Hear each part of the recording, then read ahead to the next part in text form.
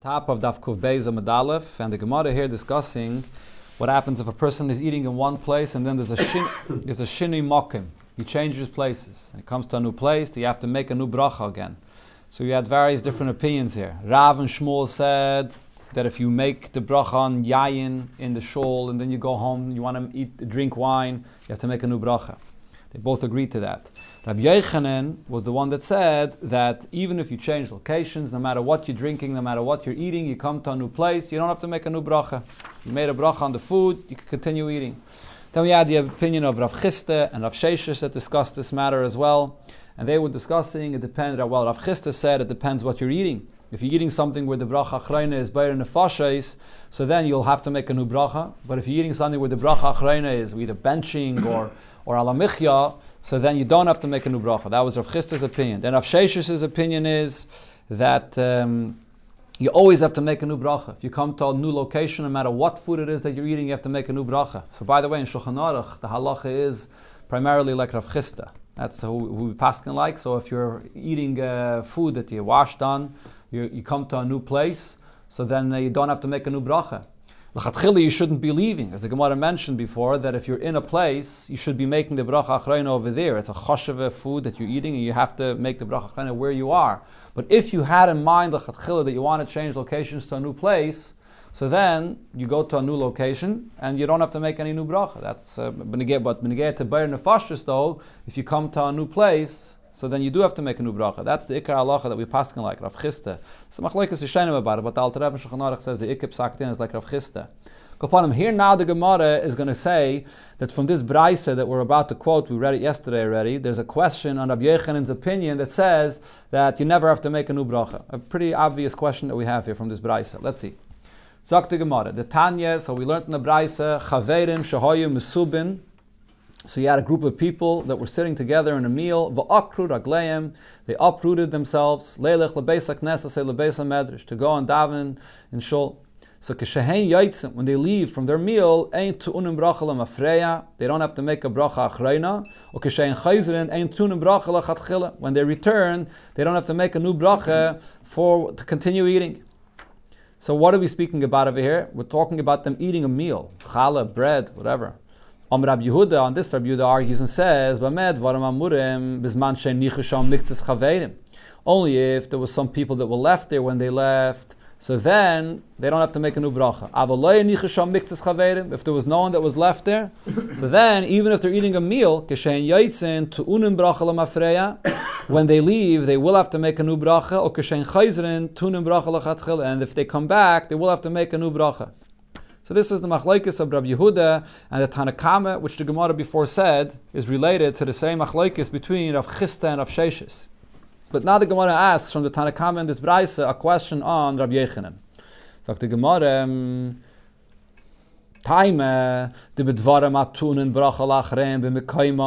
the reason why it says over here that when you come back, so then the Tanakama said, you don't have to make a new bracha because we're speaking about such kind of things that you have to make a bracha in the place where you're eating it. We're talking about a person that was sitting and eating a meal that you're supposed to make the bracha achrayna right there in that place where you were eating it. The keshehein yaitzin. So if they left, if they left and they did not make a bracha there, so then ein tunu bracha lemafreya. They don't have to make the bracha achrayna. Keshein chayzrin ein tunu bracha lechatchila. And if they come back, they don't have to make a new bracha.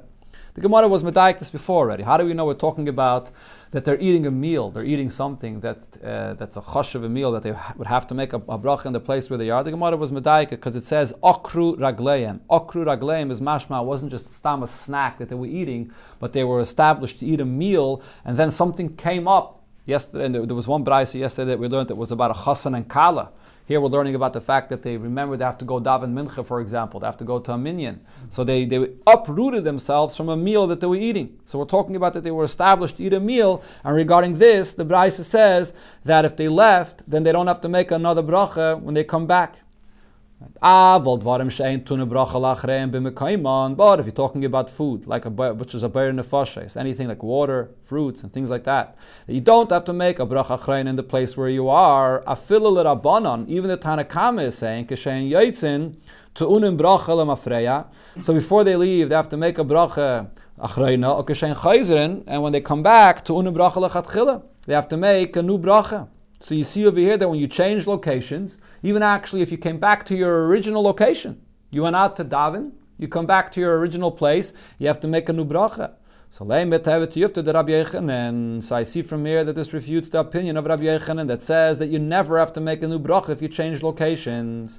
Over here in this Braisa, you see from the Tanakama that at least regarding things that you make a bracha, you don't have to make a bracha, that is. In the place where you were, when you come back, you have to make a new bracha. So this refutes Rabbi Yochanan's opinion. Says the Gemara, but v'lav mi isvine chadazimna. We already refuted Rabbi Yochanan's opinion. The Gemara before brought a clear brayso that said shinui makom tzarich levarich. So why are we asking again? Why are we even discussing Rabbi Yochanan's opinion again?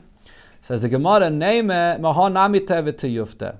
So, well, yes, we did refute his opinion from another brayso, but should we say that from this brayso we could refute his opinion as well? The Gemara sometimes does that because if somehow the previous brayso will be clarified to be a mistake or not a good refutation to Rabbi Yochanan's opinion, so therefore we're suggesting and saying we have another source to say that Rabbi Yochanan's opinion is incorrect.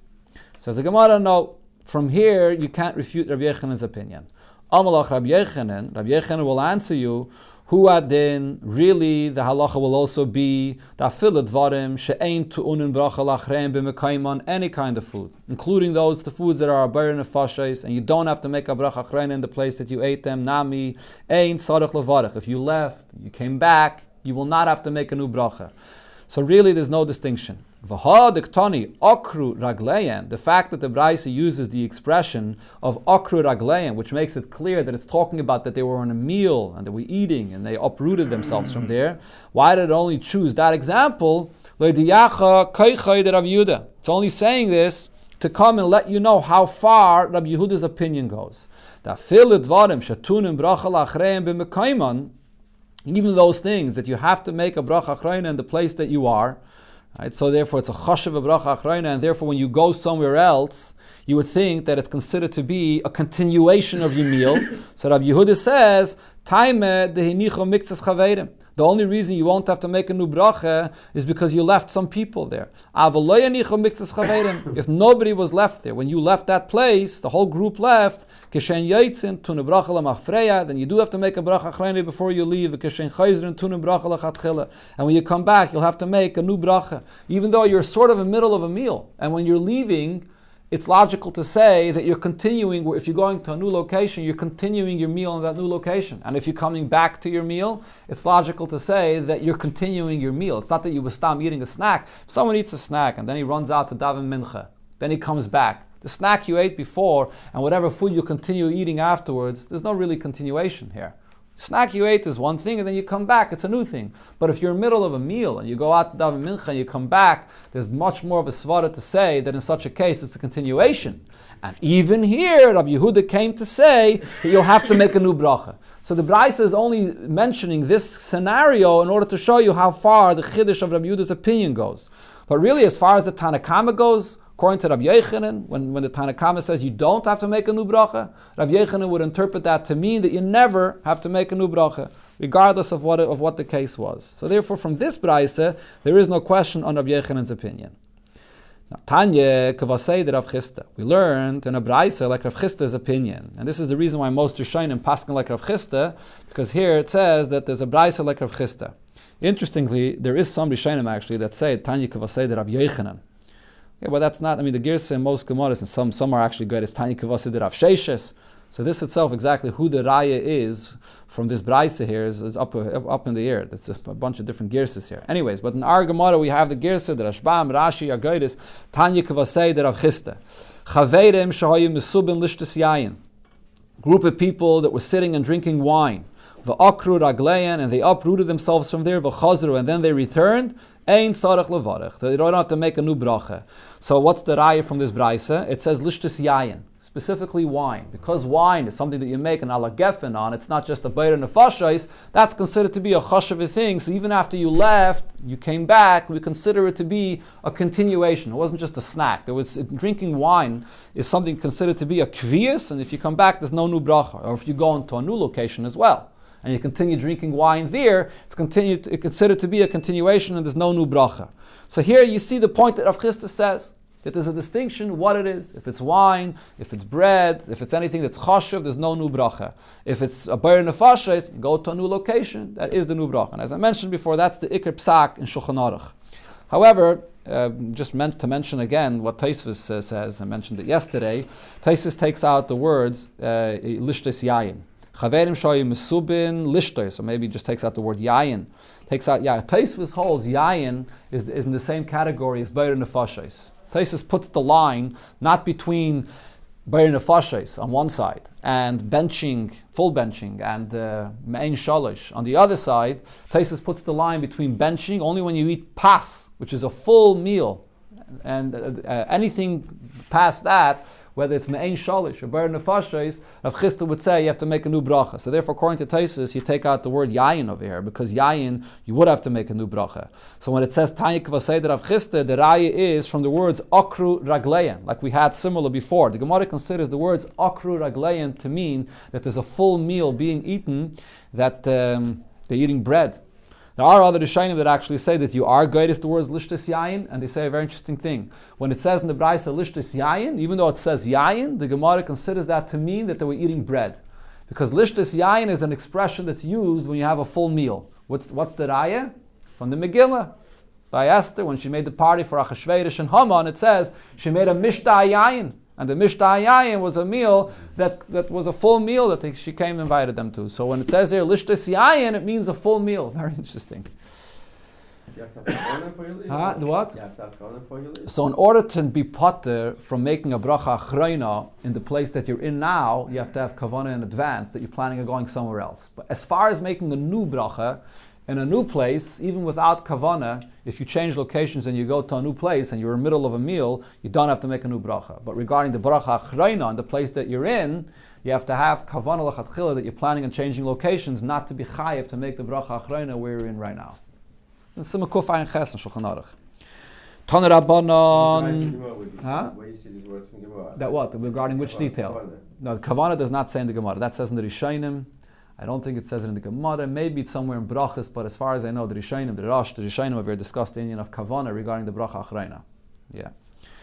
Taner Rabbanon, we learned in the Braisa. Now here, the Gemara goes back to how this whole entire sugya began, which was with Kiddush.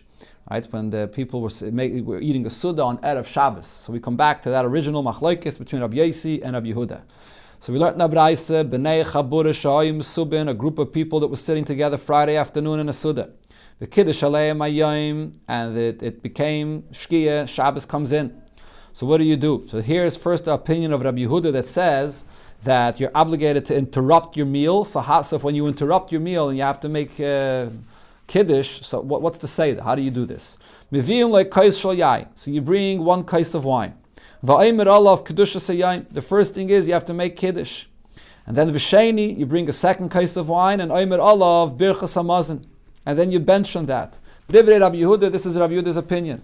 So the Rishonim discussed this whole Seder here, that it says, why first Kiddush and then benching? Why don't you bench first and then make Kiddush?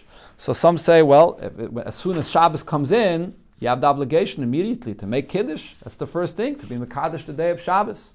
So therefore first you make Kiddush. That's the first obligation for the time right now.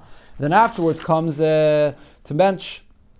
Others say that if you're going to, see soon the Gemara here, others say that if you don't make Kiddush first, how are you going to be able to drink the kais of your Birchas Hamazon? You're going to bench on a kais of Yayin. You have to drink that kais after you bench on it, but you can't drink it because you didn't make Kiddush yet. You're not allowed to drink anything before Kiddush. So first you make Kiddush, and then you bench on another kais of wine. That's the order. But the point is, Rabbi Yehuda's opinion is you must interrupt your meal right away and bench, and then you continue. You'll daven ma'ariv, and then you'll start your meal over again for Shabbos. Rabbi Yosi says, "Eichel v'haylech at shetechshach." Yosi's opinion is you can continue eating until it's dark, and you don't have to interrupt your meal when Shabbos comes in either. Gamru, when they finish their Suda, into Shabbos that is, so then what do you do now? You still have to make Kiddush as well. So now again, according to Rabbi Yosi, at this point, you're obligated to do two things. You have to bench, and you're benching on a kais of wine, and you have to make Kiddush also on a kais. So what's to say here? Kais rishain mevarach olav birchas hamazon. The first kais, you'll bench on it. V'asheni oimer olav kedushas hayayim. The second kais, you make kiddush on the second kais. That's the order according to Rabbi Yossi. Once it's already in Shabbos, since according to Rabbi Yossi, you're allowed to continue eating even into Shabbos. And this is your Sudas Shabbos. According to Rabbi Yossi, Taisus brings this up before already. From here you see, according to Rabbi Yossi, this is going to be your Sudas Shabbos. You began it during the week, on Friday afternoon, but you come into Shabbos, this is your Sudas Shabbos, and actually the halacha is that when you bench here, you're going to say it say, because that is your Sudas Shabbos. Usually when you have a meal that starts during the week, on Shabbos, when you start a meal on Shabbos, you go into Matzah Shabbos, even though now while you're benching, it's not Shabbos anymore, you still say it say, because your meal started on Shabbos. Here the halacha is the reverse. You started your meal on Friday afternoon, you went into Shabbos, but this is considered to be your Sudas Shabbos, you say it say. And then you bench first, and then you make Kiddush, and your Kiddush is going to go on this Suda that you just had now. So the Gemara asks a question now, Amai, why is it that you have to have two kaises over here? Nemrino letarvayu achade kosem. You should make kiddush and benching both on the same kais. Why does it have to be done on two separate kaises? If you have to have a kais of wine for kiddush and a kais for benching, let it all be done on the same kais. Okay. So both Rashi, the Rashbam and Tosfos say that the question of the Gemara is according to Rabbi Yossi. We're not asking this question according to Rabbi Yehuda. According to Rabbi Yehuda, so you have to first make Kiddush, and then only after Kiddush could you continue to bench. So it's two separate things. So therefore, according to Rabbi Yossi, the Gemara is not asking this question. You have to have two separate cases.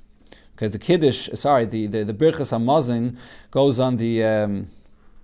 Birchas HaMazon, Tosfos says. If you look in Tosfos, Tosfos says that according to Rabbi Yehuda, the Birchas HaMazon goes on the Suda that began on the weekday, and the Kiddush goes on the Suda, on the Shabbos part of the Suda, so it's two separate things.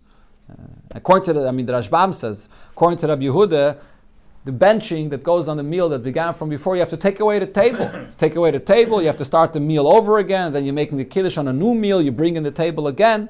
So you're removing the table, then you bring the table back in the way it was done. Then they had these small tables. So therefore, according to him, the Gemara has no question why there's two separate kaises being used over here. But according to Rabbi Yossi, when you've done your meal, so now this meal itself becomes the Shabbos meal, and on this itself you're benching. So why can't it all be done on the same kais? Because Gomro. What do you mean Gomro? Because Gomro, that's when you took seventh case. If you continue with the meal, then is the question. So when they finish eating the meal, this very meal now that they finish, according to Rabbi Yossi, is both. It's your weekday. You began it on Friday, and it's also your Shabbos meal. And the kiddush that you're making goes on this meal itself, just like the Birchas HaMazon. Is the kais of the Birchas HaMazon is on this meal. The Kiddush is also on this meal. Usually you make Kiddush before the meal. Here you make the Kiddush after the meal. But both the Birchas HaMazon and Kiddush goes on the same meal itself. So why don't you make it all on one kais? So Amar Rav Huna, Amar Rav Sheishes, Ein oimrem shtei Kiddushos al kais echad. You cannot make Kiddush, or you can't actually do two Kiddushes, which refers to two mitzvahs, on one kais. No two mitzvahs on one kais, and the reason is my time, Rav Nachman by Yitzchak, ein oisem mitzvahs chavilis. You can't bundle mitzvahs all into one, and the reason is, if you look in the Rashbam, the first wide line, he says, the mechzi olav kamasei. It looks like that the mitzvah is a load on you, and you're trying to get rid of it as soon as possible, and you have an opportunity to include two in one, so you want to get rid of it, and you do two in one. So that's the klal. You can't include two in the same bundle. So now the Gemara here starts to discuss this subject. Is that really true? V'loi v'hatanya. But we learned in the Braise, hanichnas lebeisei b'matzah Shabbos. You come home on Matzah Shabbos, mevarech. So when you make Havdalah, what do? You make a bracha ala yayin. You make a bracha on wine. Vala moir. You make a bracha on the candle. Vala besamim, and then on the besamim. So this is not the seder the way we do it. The Rashbam brings that this is the seder according to Beis Shammai, that the bracha on the mo'ir goes before the besamim. And then you say Havdalah on this kais. Now if you only have one cup of wine, so what do? You leave the same kais until after benching. And then you make the bracha on the wine, on the Havdalah, on the the besamim and the moed is not considered mamish to be a bracha on the wine, but mishal shlam means all three things: the bracha on the yayin, on the avdala, and on the benching, la'achrav, all after the benching. So what do you see over here in this braisa? That you're using 1 cup of wine for the benching, for the yayin, and for the avdala. How could that be? Taisus over here says that it must be that this braisa is speaking about a case where a person began his meal on on Shabbos afternoon, that is, and he continued into Motzei Shabbos. Huh?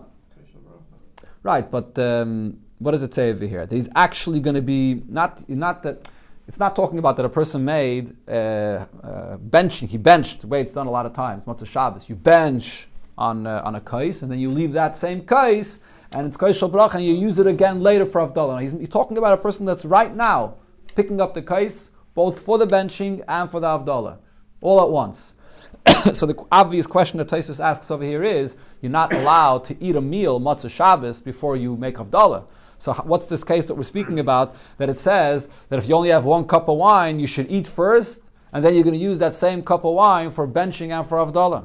So therefore Taisus says it must be speaking about a case that he began eating already before, on Shabbos itself, and he continued his meal into Motzei Shabbos.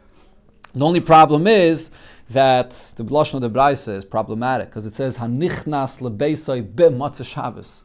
It's a question of Taisus. It sounds like that he only entered into his house on Motzei Shabbos, not that he was continuing his meal from Shabbos itself. And Taisus says that in a usual circumstance, you're not allowed to eat Motzei Shabbos before you make avdallah. But if you only have 1 cup of wine, and you want to use that cup of wine for both your avdallah and your birchas hamazon, then the Chachamim allowed you to eat Motzei Shabbos in order to be able to have a cup of wine for your benching. You see from here how important it is to bench with a cup of wine. It's actually brought in Ayem Yom that anytime you bench with a zimun, you should bench with a cup of wine. That's what it says in Ayem Yom. It's a famous thing. Okay.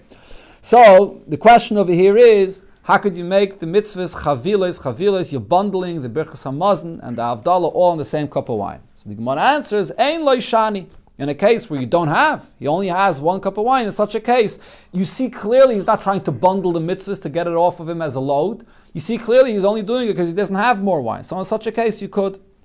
Frag the Gemara, but I'll bring you a raya from another place. Yom Tov that falls out right after Shabbos, like this year Pesach. Right, Pesach is on Friday night, Motzei Shabbos, and the Rashbam says that the Gemara at this point thinks that we're talking about the first night of Pesach. The Islay, so he definitely has wine. How does the Gemara have this assumption that he definitely has enough wine? So the Rashbam says, because the Gemara was thinking we're talking about the first night of Pesach, where there's an obligation to have Dalet Kaisis. And the Mishnah in the beginning of the Perek said, even an Ani Yisrael has to sell his clothing, has to do whatever it takes to have Dalet Kaisis. So if it's the first night of Yontif, he certainly has enough wine. V'amar and Rav says, what's the seder of the Kiddush and the Avdallah that you have to make on Motzei Shabbos that enters into Yom Tif? Yayin Kiddush Neir Avdallah. So this is the order. So over here, what do you see? That you're making the Kiddush and the Havdalah on the same cup of wine, even though he certainly has enough wine for both. Amri. So the answer that was given to this is, Midulei Amazman. When Rav said, what are the brachas you make on this Kiddush? He mentions Yayin Kiddush, Neir Avdallah, but does not mention Zman, which is usually it's Yak Nahaz, and he did not mention the Zman, which is the Shechayanu, Miklal, the B'Shvi Shal Pesach Askina. So this statement of Rav is actually referring to a case of Shvi Shal Pesach that comes after Shabbos. We're not talking about on the first night of Pesach. The Chomai Dahavele Achale. Whatever he had from before, from the entire Yontif, he already ate up. Which includes the wine as well. He has very little wine left over. He just has 1 cup of wine. Velesle. So therefore over here as well we could say the reason why he could bundle it all together in one is because he doesn't have. Frek the Gemara. Okay, that was Rav's statement, but I'll bring you from another place where they were clearly talking about the first night of Yom Tif.